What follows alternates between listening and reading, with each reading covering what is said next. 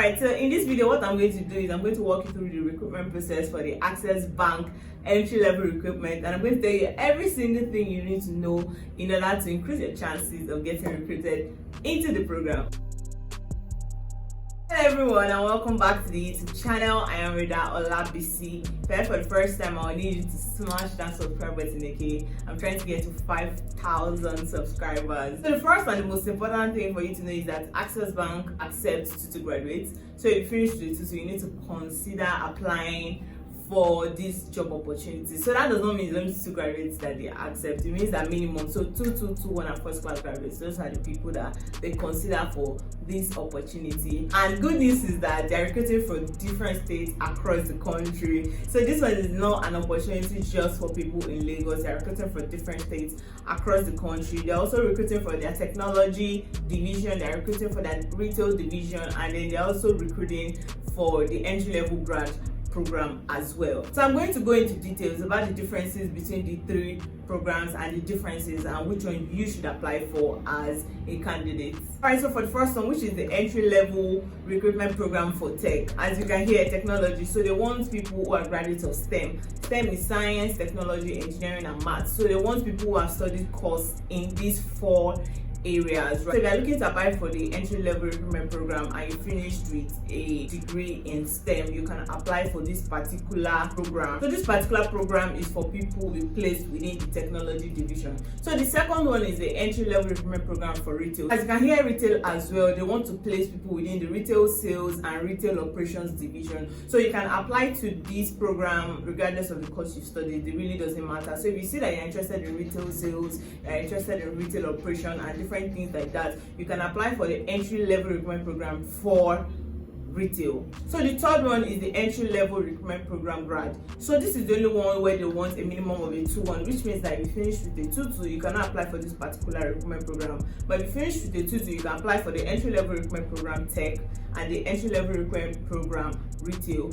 But they want people who have finished with a 2-2 for the entry level recruitment program grad. So for this particular program, they're looking to recruit people and place them within the investment banking division and the commercial banking division. So just make sure that you've actually taken your time to look at the application and see what's required for each of the programs so that you know which one that best suits you. So if you didn't finish with a STEM degree, for example, you will not be recruited for the technology division, which is the entry level recruitment program tech. So you need to consider what is required for each of these programs before you select one you want to apply to. So if you did not finish with STEM, don't go and apply for STEM, you will not be shortlisted, okay? So those are the three different programs, so just look for which one is most suitable to you. And one thing that is very, very important for you to know is that you cannot apply for 2 or 3 at the same time. You can only apply for one. If you apply for more than one, your application can be disqualified. So don't try to be smart, don't try to be tricky, just apply for one that suits you best and you will be shortlisted. You see it on the application page that you're not allowed to apply for more than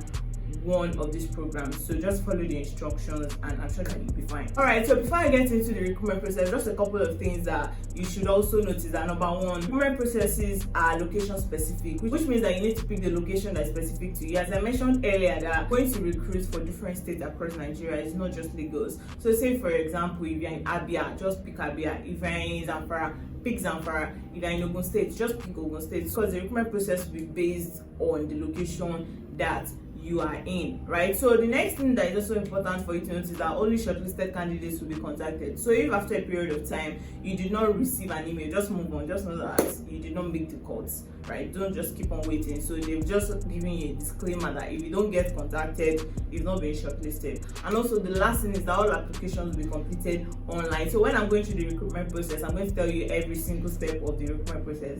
All right, so that's about it. Let's get straight into the recruitment process. So the first stage is obviously you need to go online and submit your application, right? So just go online. The application is currently open at this moment. After you watch this video, just go straight to the website and submit your application. So once you're on the website, you'll be required to fill in some information and click the program that you're interested in. After you submitted an application, you are supposed to get a confirmation email that they've received your email, and then you see the details that you've put in. Just cross check it and make sure that you filled everything in accurately. So after this stage, you'll be required to take an aptitude test, right? So for those who are interested, I actually have the study back for Access Bank's recruitment program. So all you have to do is just send me a DM on Instagram and I'm going to send it to you. So my handle is rhoda.o, and on LinkedIn you can find me at rhoda.olabisi, although I would say it's better you text me on Instagram because I open that up more often or more frequently. So I would reply faster on Instagram, right, than on LinkedIn or Twitter. Please don't text me on Twitter. Some people text me on Twitter and it takes a while because I don't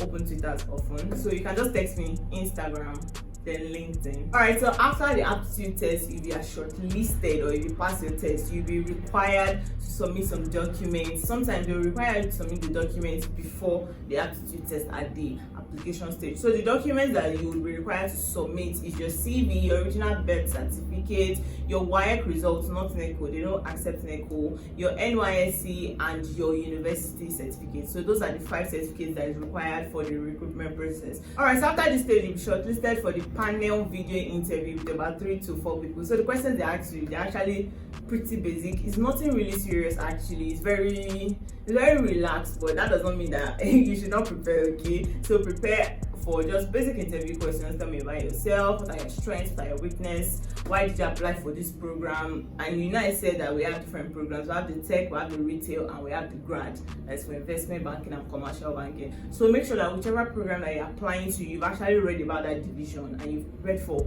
questions like why did you pick this division and just things like that. And I'm sure you'll be fine actually. Just prepare for basic interview questions and make sure that, and also it's a video interview, so you have to turn on the camera, make sure you're smiling, make sure you speak confidently and clearly.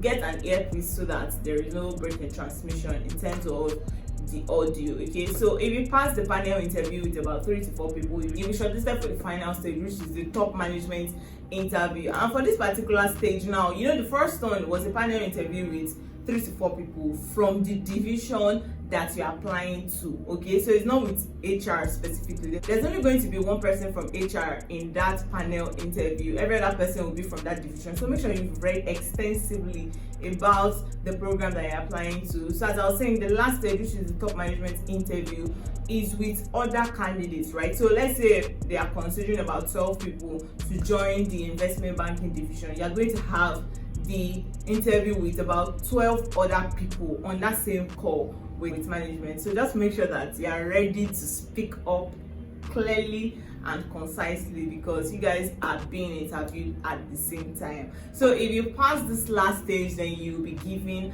an offer letter. So a disclaimer that I need to tell you that this is not a permanent role. It's just a role for about, I think, a year or 2 years. I'm not exactly sure.